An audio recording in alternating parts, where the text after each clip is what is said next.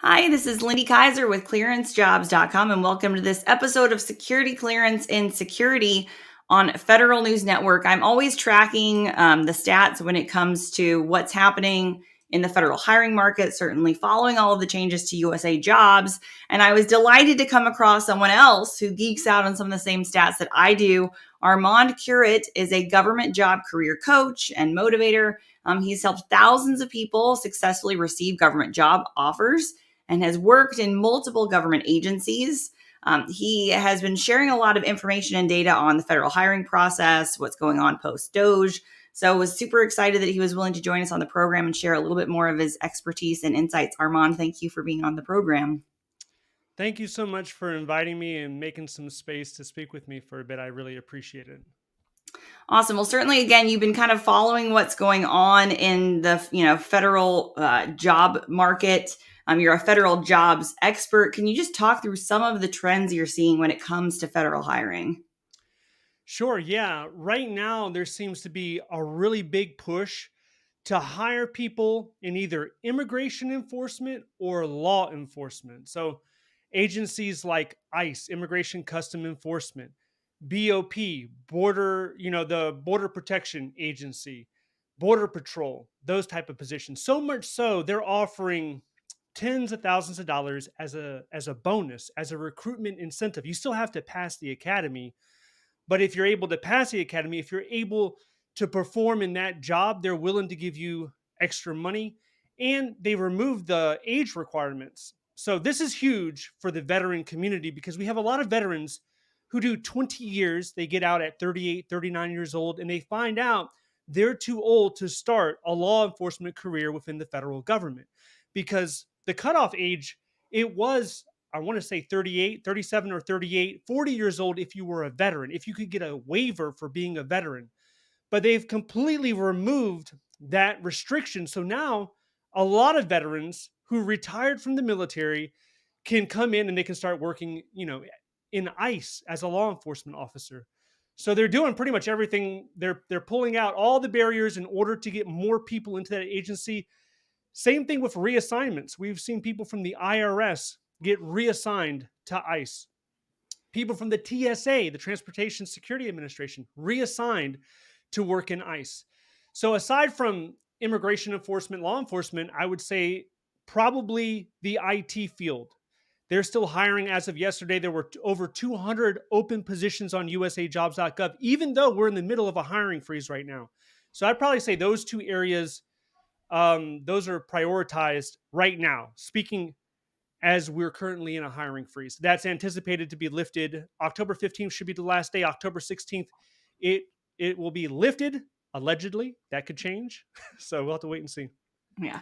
Well, I think it's probably going to continue to be super agency specific, right? I don't think folks should anticipate this whole cloth like hiring boom October 15th and 16th, right? I mean, my guess is to your point, there are certain federal agencies are going to be opening the doors again and needing to hire. We're seeing that already a little bit in DoD. I'm anticipating like NSA, maybe some of those agencies, but it's probably not going to be it's going to be very agency specific.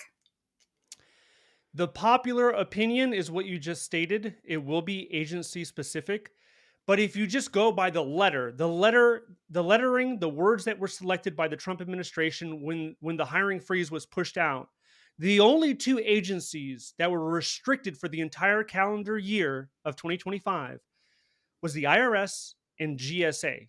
There was no other agency that was initially mentioned that would have a hiring freeze for the entire calendar year. Even with that, we've seen the IRS hire. They're in the middle of hiring thousands of people right now. They need contact representatives. They need people in call centers answering phones to prepare for the upcoming tax season. So even though they were one of the only agencies that were supposed to stop completely, they're even hiring. So really nobody knows, but if you go by the latest information that was pushed out, the hiring freeze in general is supposed to be lifted October 16th until we hear otherwise. Now, once it's lifted, the next thing that people say is, well, there's a new requirement. It's a 1-to-4 requirement. The agency can only hire one person for every 4 that leave, and that's a whole nother topic. Yeah. Well, I mean, I think you teed into this a little bit. Myth busting is a big topic we address at Clearance Jobs, often around the security clearance process. I feel like, again, with this hiring freeze, all the executive orders coming out, the big changes when it comes to the federal workforce, there's definitely some myths when it comes to federal hiring. What are some of those that you're coming across? Well, one of the common myths you always hear is as an applicant is looking at the federal hiring process, they say, I need to get my foot in the door. So I'm going to take a way lower GS grade. I have 10, 15, 20 years of experience, but regardless of that, somebody told me I had to start at the bottom. So I'm going to accept a GS5 or a GS6, and I will be underpaid for multiple years before I can work my way up to a position that equates to my experience level. And that's completely false. And even though I'm saying it's not true, there are thousands, if not tens of thousands of people right now that believe it and will continue to believe it. And because they believe it, because somebody told them that, they will sacrifice a lot of money. So the reality is your experience from the military, from the private sector, all of that's applicable. All that can be used. Non-paid experience, volunteer experience, that can be used if you can show that your experience is at the same level of, let's say, a GS11, GS12, whatever the case may be. Then you should apply and you have a decent shot. Now, of course, your resume has to reflect that. So here's another thing. If you're applying to be a GS9, which is a salary of, depending on where you're at, maybe it's 65, 70,000 a year, you could be eligible for a GS9, but not eligible for a GS6 because it depends on the job series. Are you applying to be an analyst and your background might be in something completely different? Maybe your background is in training and instruction. Maybe you presented a lot of blocks of training to people, and that's what you should be focused on, but you're not. You're looking at something more administrative, and because your resume doesn't reflect that experience, you have to aim lower. So it's all about aligning your relevant experience towards a job series and understanding what GS grades you could be competitive for. So that's one thing. The other thing I would say is it's all about who you know. I mean, that's a common myth, I would say. That's more true, I believe, in the private sector. In the federal government, there's a clear hiring process you have to go through. Does it help if people know you? Absolutely. Everywhere on this planet, it helps if somebody knows your name. But even if they don't know your name, that's not going to be a large barrier from you getting in. It's very situation dependent. Like if you're trying to get a government job on a military base, it's a small base, and the hiring manager, wants to hire people that are known to him, then that's one situation. But if you're coming down to DC, then I would say your chances are greater. If you're going to Chicago, Los Angeles, I think your chances are greater being an unknown and still being able to attain a relatively high GS grade. So I wouldn't let that discourage you because you don't know somebody. But if that is weighing on you, like I don't know somebody, and that's a problem. If you feel that's a problem, that's what LinkedIn is for. That's what professional organizations are for. Yeah. Yeah. Reaching out and making a contact. I mean, for me, that's just market research, right? On the agency or entity you're going into. I think that's kind of a myth that we see, right? If you're applying for the federal government, you don't actually have to understand the agency mission. But I think the federal hiring process is starting to require a little bit more of applicants when it comes to culture fit, which has typically never been the case. I want to talk a little bit about that. USAJobs, I think in the next week, is going to be converting over to the 2-page federal resume. I'm sure you're following the changes to the federal hiring process. Like, how do you think that 2-page resume shift is going to affect new applicants coming in? Yeah, so I think that's in about 4 days. I think that September 27th it comes into effect. If you go on USAJobs.gov right now, there will be a yellow banner, like a warning that's pretty much telling you if you have a resume in there, you have to convert it to the right format. Right format meaning 2-page resume. Whether it's on USA Jobs Builder, you can have the resume builder, you can do it there, or you can upload your own document, convert it to a PDF, 2 pages. It cannot go over 2 pages. So if it's a sentence over 2 pages, then technically you're not following the standard. You could be found ineligible. So it's important to stick to the 2 pages. Also, 1-inch margins. When it comes to the font, I would look at the job announcement that you're applying to because sometimes it can be specific. And if it's not specific, then there's quite a few fonts that are acceptable. And what I would say is it's a good thing for everybody. It's good for the applicant. It's good for HR. It's good for the hiring manager. It's less time reading. So if you're in the federal government, if you're a federal employee right now, it could be a little troubling because you're taking a 5 to 7 page resume in a lot of situations and you're looking at it as what should I remove? What should I keep? And those are difficult decisions, especially if you're used to having such a long resume for so many years. But once you get it down to that 2 page limit, I think it's going to be great for everyone. Now, with the resumes, what I've told a lot of people is really you want to keep the keywords in there. So, whatever job announcement you're applying to, the job series, there's certain words under specialized experience. So, if it's an analyst position, you want to continue to say that you analyze and evaluated data, qualitative, quantitative data. You want to use those keywords, but you want to really focus in on metrics. You want to be able to quantify stuff 20%. When have you saved money? When have you saved time? When have you improved a process? When have you improved an outcome? Can you tell that story? And keep in mind that space is very valuable because you have limited real estate when you're looking in the resume. So as long as you can do that, you can keep it relevant. I think, most people should be in a, decent shape.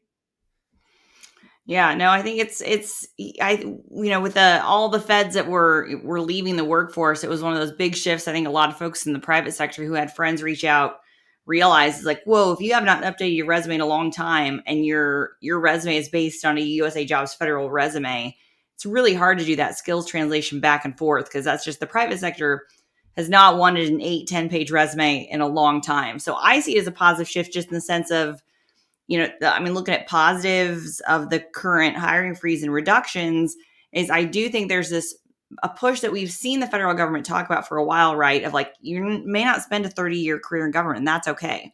You're going to go to the private sector and back and back. And I think having a resume or job experience or making the federal hiring process, which will probably never be, the same as the private sector maybe, but a little bit more similar when it comes to that. I mean, do you see that more like the federal government? Maybe people aren't, you coach a lot of people are there's still people who are like, yes, federal government, 30 years, I'm in. Not really. So when I come across most people that come to me with an interest of a federal government job, they're interested in stability. They want a recession proof job and they're interested in a pension. So most private companies out there are not going to offer you a pension. They want to come in to get fully vested, and that takes 5 years. So most people are trying to, at least hopefully speaking, their plan is to be there for 5 years. Now, I don't know about anybody who comes in saying, "Hey, I want to go ahead and knock out a couple of decades, 2 or 3 decades is what I want to do." I haven't run across those people, but there are like incentives where you have to stay. There's like a service agreement tied to it, so they know they're going to be there for 3 to 5 years.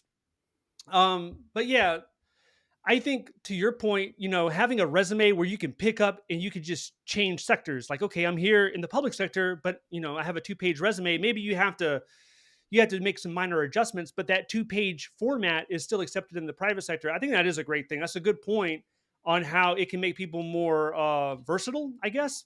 It can make people easier to jump back and forth if they want to do that. Now, what I've seen with back and forth, talking about the private sector, is people jumping in to be a contractor. So, I'm going to go ahead and work for Lockheed Martin for a bit or Booz Allen Hamilton for a bit, and then I'm going to jump back into the agency, depending on what is a priority in their life right now. Is it the salary? Is that the priority? Do they want to increase their pension? Are they getting to an age where they're starting to worry about having more financial security when it comes to a guaranteed annuity or income? So, it's a personal decision that everyone has a different answer for. Yeah. So, want to talk through kind of, post-hiring freeze. We mentioned a little bit at the start of the show, some of the sectors that are growing. You had a post recently that, again, caught my eye because you were talking about HR and workforce planning potentially seeing hiring increases in these agencies. So what do you think is behind potentially that trend line? So behind all of the hiring pushes that I envision taking place to include HR, it comes down to attrition. Every single day that passes, people are quitting, people are retiring, people are passing away of natural causes or whatever the case may be. So there's holes left in agencies. One of the big things that was realized in some of the agencies was that HR was being cut right along with everyone else. And HR, you need them when you're steering your organization. When it talks about, workforce planning, whether you're reducing it by issuing reduction in force notices, layoff notices, or you're trying to ramp up staffing, you're hiring. Whatever the case is, you want to get big or small, you still need HR. And I think a lot of agencies have learned that you cannot, without a lot of planning, you can't haphazardly just cut a bunch of HR offices. We've seen agencies, I know I talked about IRS, people coming back from the IRS that were squeezed out. Same thing in recent news a couple days ago, GSA. GSA announced that they are rescinding 400 RIF notices. So I think that agencies are realizing that some of them possibly cut a little too deep, and they're trying to fix that. And one of the opportunities to fix that, I think, is when the hiring freeze is lifted. Yeah. No, I mean, I think it's super interesting when you think about, a lot, even the policy changes, which is going to be my next question. If you want to implement those, you have to have a functional HR workforce planning element, right? If the federal government wants to make it easier to fire people, quote unquote, who's going to be behind that? And if they want to have a more efficient workforce. So I was super excited to see that on that list, right? Because with ClearanceJobs, kind of a pain point for me has been, why can't we make the federal hiring process mirror, even in just some aspects, the way you see it in the private sector? But it's just typically been a often painful war of attrition to get into a federal job. So I would, and a lot of times too, because they don't often do proactive hiring and sourcing in the federal government, right? Recruiting, talent management as a function. And that was something that came out through executive orders, right? The government saying they were going to look at creating like talent communities and talent ecosystems and actually thinking about talent, which is not typically what we've heard from the federal government when it comes to hiring, right? It's a very mission focused, and then people behind the mission, and maybe not the realization that you have to have HR, workforce planning, and talent management to actually accomplish all of that. Yeah, definitely. All that stuff is important. I think they had a website that kind of mirrored LinkedIn. I can't think of it off the tip of my tongue, but there's a website that they were trying to leverage in order to foster more of community building and development so that they can retain some of their talent and kind of develop them. But there wasn't that much traction on there. There was like an option where you could select to request a mentor or to be a mentor and look for a mentee. That whole system was built, but it wasn't used that much. Yeah. Well, I think there's like a cultural shift too in terms of getting, again, with HR managers and workforce planning, and what I've seen in conversation, even from my own experience within the federal government. I mean, HR was very much about compliance and not about talent cultivation. The same way you see in the private sector, again, being a lot more proactive about workforce planning and alignment to try to, because they have a financial motivation to make sure their workers are in the right place. The federal government has not always had that same mindset. So to your point, it's kind of like you have to have the motivation behind it. And maybe in a push for government efficiency, agencies will see that if they want to accomplish, more with less, workforce planning is pretty important to that. It's my hope. Definitely. Yeah. So I talk through some of like the policy shifts. There's a lot of chatter around proposed rule changes in the federal workforce. How concerned should current applicants be about some of those changes, to the point about like making it easier to fire federal employees or all of those shifts? Okay, so let me just talk about the good stuff because there's a lot of good things. Good thing is, the 2-page resume format. I think that will ultimately be a good thing. Then you have the standard of 80 days. 80 days, that's the standard across the board for the hiring process. That's the time to hire. That's the goal, at least. Last year, 2024, the average time to hire was 100 days. But people saw wildly different results depending on what job you're trying to get. Even with this new 80-day standard, you're not going to hire law enforcement in 80 days because there's an academy requirement. It's going to take at least 6, 7, 8 months at the earliest. Same thing if you want to be a special agent. If you want to be an 1811 special agent at a 3-letter agency like, CIA, FBI, something like that, it's going to take you a long time to get in there. Anything with a polygraph test is, a top secret SCI type position. That's going to take you a while to get in there. But for everyone else, it seems like the standard is 80 days. So great. Is the federal government going to be able to hit it? I don't know. You know, when it comes to the HR portion, there's so many portions in which the hiring process can get bogged down. You have the HR where they're taking a long time. And one of the reasons why there's so many people applying, so hundreds of people are applying, and just picture it, the average resume, 5, 7 pages. So what's 7 times 100? 700 pages. Who's reading 700 pages? Man, I was trying to read a book this past week. It's 350 pages. I couldn't finish it in a week. It took me a couple of weeks to finish it. So you're talking about like two of those books, 700 pages is two decent sized books, and you want them to get through that within 5 days. It's almost impossible unless you're not reading it. And then that's another problem. So you Yeah. have that going on. Then you have HR individuals, whether they're going on leave, they're sick, or whatever the case is, they're out of the net, and the whole process is paused until that person can get back into the office. Then you got the hiring manager who has their real life job. They have duties and responsibilities that they're focused in. They have a team that they're focused on. And maybe reviewing resumes doesn't make the top 5 priority list to do today. That doesn't, maybe it doesn't happen tomorrow. Maybe they have to wait many days. So, like you said, there is no profit motivator. So things can take a while. It can get kind of bogged down in there. So I don't know if 80 days will happen, but it's nice to see that there's a more aggressive timeline. From moving from 100 days to 80 days, I mean, that's significant. That's a 20% reduction if it happens. Then we have the administration talking about shared hiring certificates, which has already been happening, but there's going to be an emphasis on it. So if you, let's say, apply to the Department of Agriculture and you want to be an IT specialist and you're highly qualified, but the Department of Agriculture doesn't need you right now, maybe there was somebody better, they can share the certificate with other agencies. Maybe the Department of Justice needs you. Maybe the Veteran Affairs needs you. But that sharing is going to reduce applicants, having to apply over and over and over again. So that could be a good thing.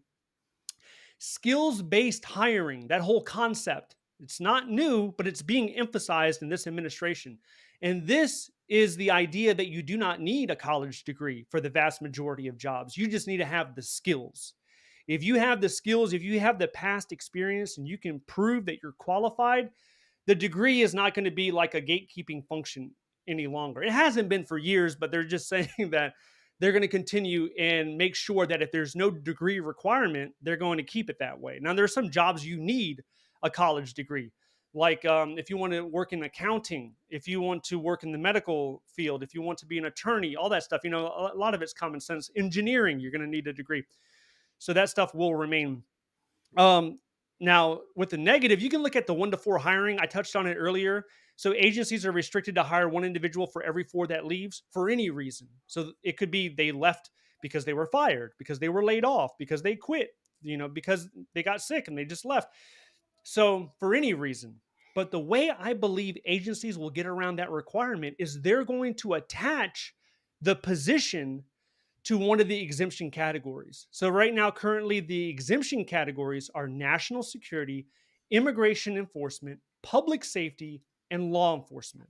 So if you could take an administrative assistant and tie it to that mission and say that they're necessary, like one example is look at ICE, look at immigration enforcement. You have a program analyst that's maintaining a database on all the immigrations and all the incidents that are occurring. They're drafting up correspondence or letters based on immigration. Well, that position might now qualify for an exemption.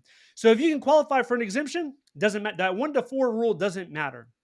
I think agencies will be using that significantly. So that's a good thing. Now, there's also the 4 essay questions, which some people have an issue with. There's one question in there. It asks the applicant, what is your favorite executive order from the Trump administration? And, the way that the executive orders are, some of them are in legal limbo right now. Like the one about the taking away the citizenship, the birthright citizenship. That executive order is being legally challenged. So maybe that shouldn't be your favorite one, but you can pick other ones that could be your favorite, and you speak about it. The essay questions, they're not graded, so it's not like a pass, fail, a go, no go, 10 points here. It's not graded at all.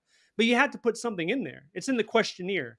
You don't have to attach a document. Most of them are in the questionnaire. You just got to type in there 200-word limit, and you just have to type. It has to be based on your experience, your academic background, your professional experience. So you have to tie it in personally. It's not just a copy and paste from somebody else. It really has to come from you. But it's just, did you do it or did you not do it? And then you submit it. Now, will the hiring manager look at it in any kind of specific way? It depends on the personality and the type of individual that's the hiring manager. Maybe they care about it because it's going to be part of your job application that goes to the hiring manager. Some of them might look at it, some of them might not. So overall, I don't think that's a big deal. It's a very small barrier. It's an additional words that you have to type in order to apply for a federal government job, but I don't think it's going to be that big. And then, there's some people worried about the push away from DEI, diversity, equity, and inclusion. And what I would say there is, in the past, you didn't receive any additional points for being a minority. It's not like you're a Hispanic or Asian and they give you +5 on your application. That's not how it worked. It's just the language of DEI was typically on the performance evaluation of a senior executive. And there was a DEI office that maintained data and stats regarding the hiring effort. But if you're sitting in an interview panel and you have an interview sheet, there's not a box that you check like this person's a minority +5. And I think some people in their head, they thought that's the way it worked. That's not how it works. What ends up happening a lot of times is people fail to get in or they quit the hiring process and then they look for something to blame. Well, I couldn't get in because of DEI. They're prioritizing somebody else. That's obviously because I'm qualified. What other reason they didn't pick me? That type of thing. I think that's more often than not, that's what we were seeing. Yeah. So that's a general rundown. Now about firing, yeah, you can get fired quicker. Is that a good thing? If you value job security, that's not a good thing. But if you're a high performer, if you know that you're going to be fine no matter where they put me, if you're the type of individual that says, no matter where you put me, I'm going to succeed, I'm going to find a way to succeed, then you don't have anything to worry about. But for other people, they're worried about job security a little bit more. And they're worried about personality clashes with their supervisor, disagreements with their supervisor, and then retaliation. Like, I don't like you, I'm going to make you lose your job. You don't have civil service protections anymore and you're gone. Now, you still have civil service protections, but if you're on probation, the agency no longer needs any type of reason at all to fire you. Before, it was like performance and conduct, but now it's anything. So you Yeah. don't have any protections. Not just that, but after probation, you have to prove to the agency why they should retain you. It's not automatic. So that's Yeah. that's another issue. Yeah, but I mean, it's something that makes it more similar to the private sector. So I think it's certainly an interesting time in federal hiring. I'm encouraging folks who have never considered federal employment before. Now's the time. I literally had a conversation with somebody yesterday who was like, "Hey, I haven't applied for the federal government before for XYZ reasons." I was like, I would say now is the time to jump in, right? Switch to the 2-page resume, pivot, there's been a lot of executive orders. So I'm sure you can find one that resonates with you and get out there. I don't know if you have any other final takeaways for folks. About that advice you gave that person, I would say that this is a time where they're seeing the least amount of applicants. People are still applying a lot, but if you're looking for a good time to get in, I would say there's a certain benefit to applying when others are scared. When others are scared to apply because they don't know, it's uncertainty. There's a lot of people on the sidelines, or there's people that decided to pursue, a different job in the private sector. So the VA, I believe the VA is still hiring in force. In a lot of those positions, they're still teleworking.